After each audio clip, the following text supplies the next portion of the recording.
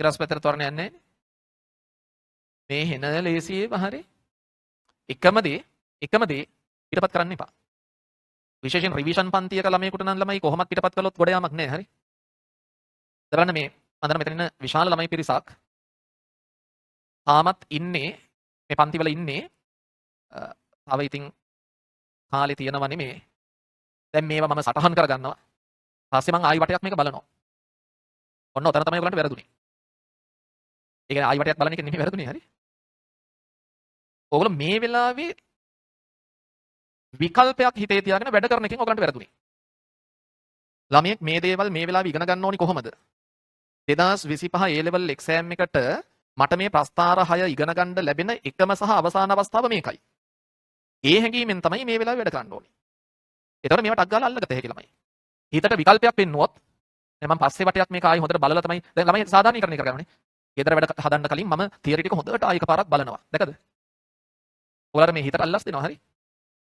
එයාට අක් ගාලා ගන්නවා අල්ලස. ඔයා එහෙම බලනවද? පොරොන්දු වෙනවද? ඔව් පොරොන්දු වෙනවා. හරි. එහෙනම් ඉතින් ගන්නවා කෑවා. මේ හිතත් එක්ක ගනුදෙනු වල මේ හරි පරිස්සමින් ඈ. ඌට අල්ලස් දීලා ඕන එකක් කරගත හැකි. ඕන එකක් කරගත හැකි. අක් ගාලා වරදට පෙළඹෙනවා. හරි.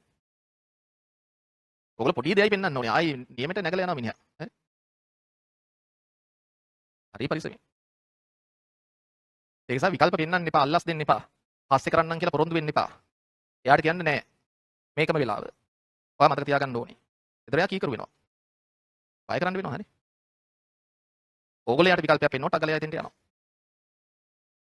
ඒ නිසා මේ ඕනම දෙයක් විශේෂයෙන් රිවිෂන් පන්තියක ළමෙක් මේක 2025 A level exam එකට මට ඉගෙන ගන්න ලැබෙන එකම සහ අන්තිම වෙලාව තමයි මේ ගෙවන මොහොත කියලා හිතාගෙන මේක ඉගෙන ගන්න ඕන. ඒක තමයි ක්‍රමය. සිරස් දිශාව සලකලා. ඉතින් තමයි සිරස් දිශාව සලකලා අඳින ප්‍රස්ථාර සෙට් එක අර කලිනුත් ඇඳපු එකනේ නේ. මතකද විස්ථාපන කාල ප්‍රස්ථාරේ මේ? ඇයි මේක? මේකේ බෑවුමින් පෙන්නන්නේ මොකක්ද? ප්‍රවේගය. සිරස් පැත්තට තියෙන ප්‍රවේගය මොකද වෙන්නේ උඩට යද්දී? මේ සිරස් පැත්තට තියෙන ප්‍රවේගය ටික ටික අඩු වෙනවා. ඒතකොට සිරස් පැත්තට තියෙන ප්‍රවේගය කියන්නේ මොන ප්‍රවේගයද? ධන ප්‍රවේගය අඩු වෙනවා. ඊට පස්සේ ඍණ ප්‍රවේගය වැඩි වෙනවා. මම කියන්නේ ප්‍රවේග මේ ප්‍රස්ථාර ගැන ලොකු අයිඩියා එකක් නැති ගොඩක් ළමයි මෙතන ඉන්නවා. ඒගොල්ලෝ කලබල වෙන්න ඕනේ නැහැ. අයියෝ මට ප්‍රස්ථාර ඉච්චර සෙට් නැහැ නේ කියලා. මම තාම ප්‍රස්ථාර ඉගෙනුවේ නැහැ නේ.